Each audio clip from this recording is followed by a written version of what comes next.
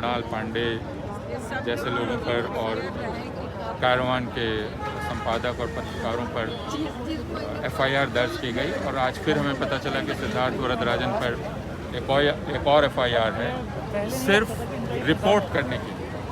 तो इससे यह बात समझ में आ जाती है कि यह सरकार दरअसल चाहती ही नहीं है कि लोगों के पास खबर पहुंचे। असली रिपोर्टिंग वे पत्रकार कर रहे हैं जो स्थापित मीडिया हाउसेस से जुड़े हुए नहीं हैं।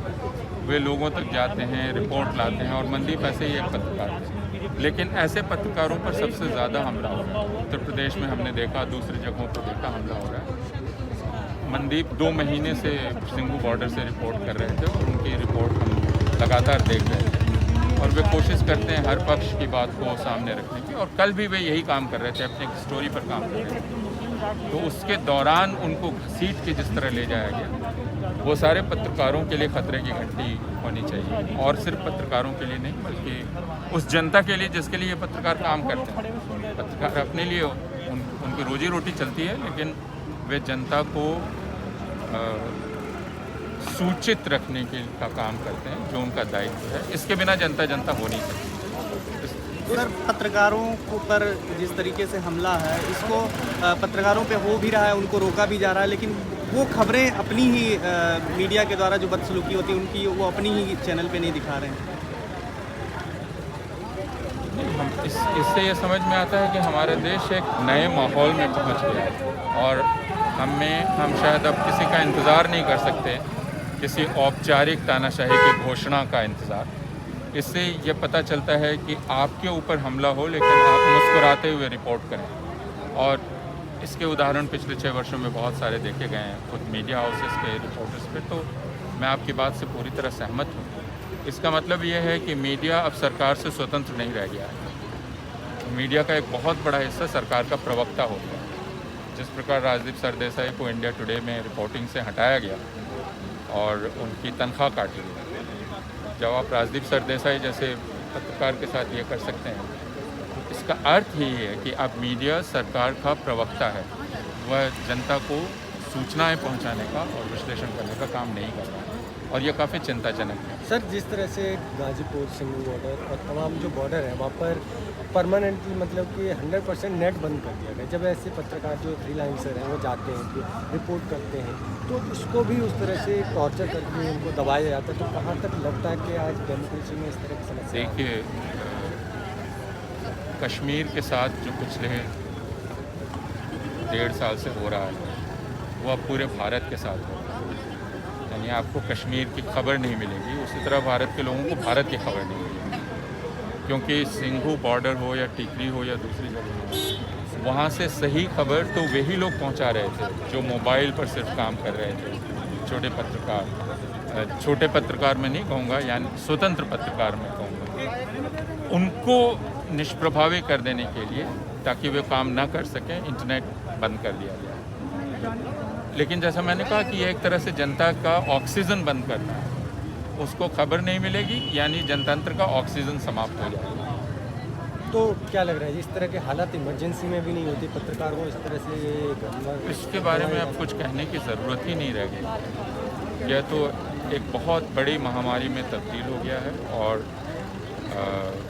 हम लोगों को समझना चाहिए कि अगर हम अभी भी नहीं चेते और अभी भी हमने इसका मुकाबला करना शुरू नहीं किया मिलकर, तो वापस लौटना बहुत मुश्किल है। कैसे मुकाबला कर सकते हैं सर इन चीज़ों से, जहाँ पर मुकाबला कर सकेंगे हमें लोगों को जाकर उन्हें बदलाना पड़ेगा और यह काम कठिन है। राजनीतिक दलों को इसमें उतरना पड़ेगा पूरी तरह से, सारे सामाजिक आंदोलनों को उतरना पड़ेगा सर। क्योंकि हमला जितना बड़ा है, उसका प्रतिकार भी उतना ही बड़ा करना पड़ेगा। सर, सोशल मीडिया पे एक वीडियो वायरल हो रहा है जिसमें एक आदमी जो कि मनदीप से मिला है समयपुर बादली पुलिस थाने में, वो ये कह रहा है कि संदीप ने उनको ये कहा है कि अपूर्वानंद झा हिंदी विभाग जो है उनको ये जानकारी दी जाए कि मैं यहाँ हूँ। तो क्या आपने वो वीडियो देखा है, पहली बात? और दूसरी बात, क्या आपकी आखिरी बात मनदीप से कब हुई थी? मेरी बातचीत कल लगातार मनदीप से हो रही थी, क्योंकि मनदीप बहुत चिंतित थे। परसों जिस नौजवान को घसीट के ले जाया गया था, जिसे पुलिस ने बहुत मारा था, वो उसको लेकर बहुत चिंतित थे कि उसे कहाँ ले जाया गया है, क्या किया गया है। तो उसको लेकर वो लगातार बातचीत कर रहे थे। मेरी बात कल दिन भर इसी संदर्भ में उनसे होती रही, यानी वो काफ़ी परेशान थे कि उस लड़के का पता किया जाए, उसे कोई मेडिकल डॉक्टरी सहायता और वकीलों की सहायता मिल सके, इसको लेकर मनदीप परेशान है। मनदीप ने आपको ये बताया था या फिर अंदेशा जताया था कि उनकी गिरफ्तारी हो सकती है? ऐसा हम तो शाम तक मैंने जैसा बताया कि जिस लड़के को पुलिस ने मारा, जो वो तस्वीर दिख रही है जिसमें उसके चेहरे पर बूट है, उसको लेकर वो बहुत परेशान थे। तो मनदीप तो उसकी बातचीत कर रहे हैं। सर हमें इसका अंदेशा कैसे हो सकता है? उनके साथ एक धर्मेंद्र भी हैं, उनसे भी मेरी बात हुई, काफ़ी डरे हुए हैं, वो छूट करके आ गए हैं उसे, लेकिन मैं जानता नहीं। जी जिस तरह से मनदीप पर जो धाराएं लगाई गई हैं इस तरह की, तो क्या लग रहा है किस तरह इस तरह से इस पर अलग से कुछ बात करने की क्या ज़रूरत है? मैंने जैसा कहा कि मनदीप अपना काम कर रहे थे, वो किसी के काम में बाधा नहीं डाल रहे थे। उनको काम करने के दौरान खींचा गया। सरकार का एक मीडिया का एक तबका इन चीज़ों से बहुत खुश हो रहा है, जो जिस तरह से जो कि इस तरह की जो चीज़ें आ रही हैं, उसके बारे में क्या कहें? मीडिया का एक तबका बहुत खुश हो रहा है इस तरह की जब अरेस्टिंग होती है, तो क्या कहना चाहेंगे? और उस पर अफसोस जताने के अलावा क्या कहा किया जा सकता है? उन लोगों के बारे में क्या कहा जाए जो इस अन्याय से खुश हों, सर एक सवाल ये है, नाइंसाफ़ी से खुश हों, उनके बारे में क्या? सवाल ये है कि अभी इस दौर में जब न्यू मीडिया एक सोशल मीडिया के ज़रिए खड़ा हो रहा है, तो क्या आपको लगता है कि मनदीप को या धर्मेंद्र को या इस तरह के जो पत्रकार हैं उनको इस तरह से डरा और धमका कर ये जो नया एक ट्रेंड सोशल मीडिया के ज़रिए उभर रहा है, इसको ख़त्म करने की एक साजिश है? बिल्कुल है, हर आवाज़ को खामोश कर देने की है, लेकिन मुझको यकीन है यहीं पर जितने सारे लोग इकट्ठा हैं, इनको आप मेन स्ट्रीम मीडिया नहीं कह सकते। ये सब हैं जो पत्रकारिता को ज़िंदा रखे हुए हैं, जो ज़मीनी रिपोर्ट कर रहे हैं, यानी रिपोर्टिंग का जो असली काम है, जिसके बिना पत्रकारिता जीवित नहीं रह सकती। पत्रकारिता का काम ओपिनियन देने का नहीं है, रिपोर्टिंग का है। तो रिपोर्टिंग का काम तो आप सारे लोग ही ज़िंदा रखते हैं।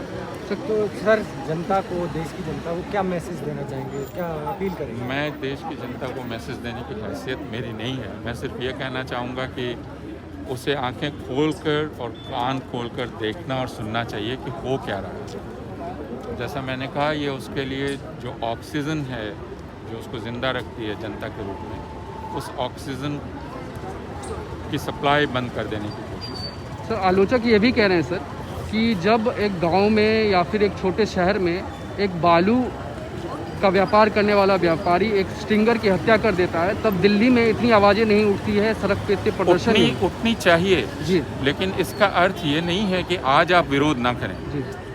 आपने एक जगह एक गलत चीज़ का विरोध नहीं किया, उसका मतलब ये नहीं होता है कि आप किसी भी गलत चीज़ का विरोध ना करें। इसका मतलब यही है कि उसका भी विरोध करना चाहिए, लेकिन उसका बहाना लेकर इस विरोध को बदनाम करना उचित नहीं है। क्या आपने वह नहीं किया था इसलिए ये क्यों कर रहे हैं, है ना? ये कर रहे हैं, वह नहीं किया, गलत किया। ऐसा नहीं है कि लोगों ने नहीं किया, जो खुद उसमें शामिल नहीं हुए उनको पूछना चाहिए। दिल्ली में उन सवालों पर भी विरोध हुए हैं, लोगों ने विरोध किए हैं, लेकिन जाहिर है कि उनको रिपोर्ट नहीं किया। Thank you.